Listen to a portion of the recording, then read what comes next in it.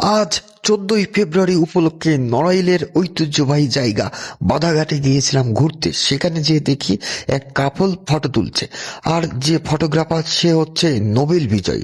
আপনারা তাকে দেখে অনেকেই চিনে থাকবেন, তবে তিনি যেভাবে ছবি তুলছেন দেখে মনে হলো আমি কেন এই পেশায় গেলাম না।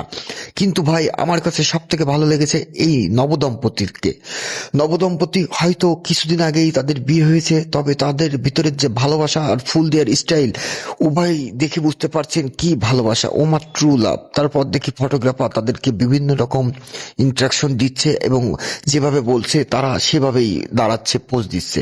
ফটোগ্রাফার হয়তোবা ওই দম্পতিকে বলল, হাঁটু ভাঁজ করে দাদা তুমি বৌদিকে ফুল দাও। দাদা হাঁটু ভাঁজ করে সানগ্লাস দিয়ে এক ওর বৌদির দিকে তাকিয়ে রইলো আর ফুলটা এগিয়ে দিল। আসলে দাদা নতুন বিয়ে করেছে, তো আগে পরে মনে হয় প্রেমের অভিজ্ঞতা নাই, কিভাবে ফুল দিতে হয় ছেলেটা জানে না। তারপরও ফটোগ্রাফার শিখাই দিচ্ছে, সেভাবে দিচ্ছে, নিজস্ব ভালোবাসার প্রতি কি সম্মান। বাহ, এনাদেরকে দেখে মনে হচ্ছে ইস ভাই, আমি যদি নতুন বিয়ে করতাম এই 14ই ফেব্রুয়ারিতে আমিও আমার বউকে নিয়ে বিভিন্ন পার্ক, বিভিন্ন জায়গায় যে এভাবেই এরকম নোবেল বিজয়ী ফটোগ্রাফার দিয়ে ছবি তুলতে পারতাম। ছবি তোলা শেষ, ডিসপ্লেতে যখন দুজনার রোমান্টিক ছবি দেখছে, ও মা ট্রু লাভ যেন নদীর জোয়ারে ভেসে যাচ্ছে। বৌদির হাসি দেখে মনে হচ্ছে ফটোগুলো খুব পছন্দ হয়েছে, কি মিষ্টি দেখা যাচ্ছে বৌদিকে।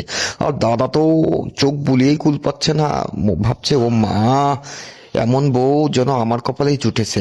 যাই হোক দাদা আর বৌদি, তোমাদের জন্য শুভকামনা রইলো।